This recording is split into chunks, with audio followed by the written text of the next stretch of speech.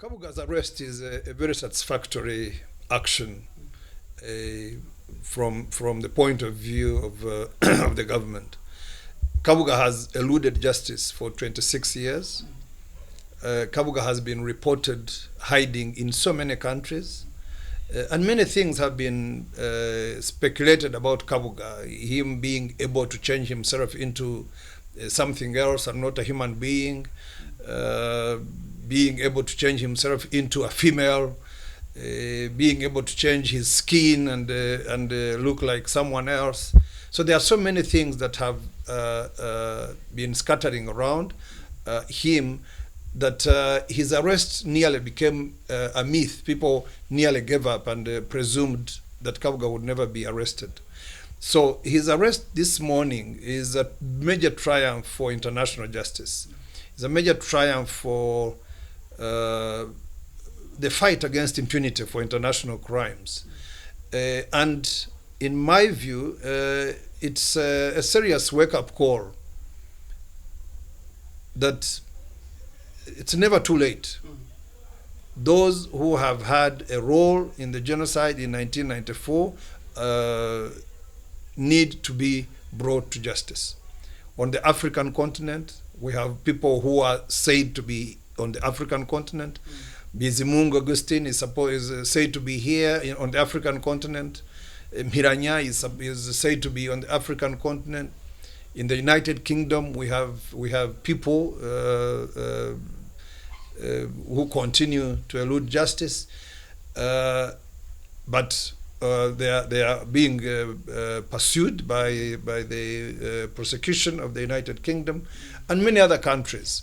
We have sent out indictments to a number of countries, they know. So to me, this looks like another wake-up call. Kabuga has been arrested. The whole world had really nearly given up that Kabuga would not be found, but he has been found.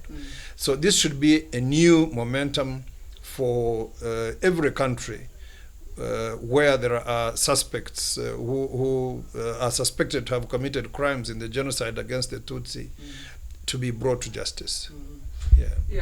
Honorable Minister, Kabuga has been arrested in France, one of the European countries that has been singled out as a country that harbors a very big number of genocide fugitives who've committed genocide in Rwanda and who are still on the run. But, you know, what does this mean? Does it mean that the French government and just as a whole has really been, coming up with a different aspect of implementing this partnership with the government of Rwanda, for example?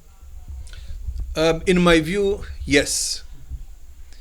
Because Kabuga was arrested in a country, in France. He has been said to have been in many other countries. He was not arrested in those other countries.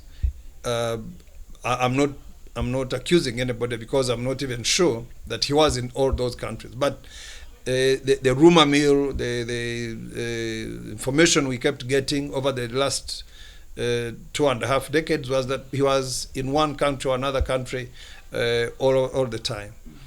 But he wasn't arrested there.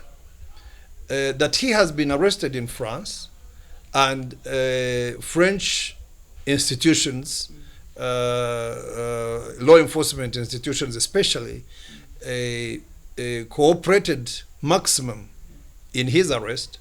That to me signifies another level of relationship, a higher level of relationship, and also a commitment to justice. So in my view, those other many fugitives that you are talking about that are in France, in my view, I expect that this is a new momentum.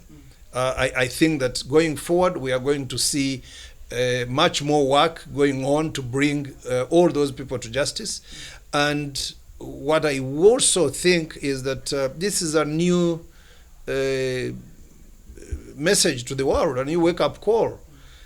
Those genocide suspects in every part of the world who are hiding in plain sight, who people know where they are, but officially they are said to be hiding.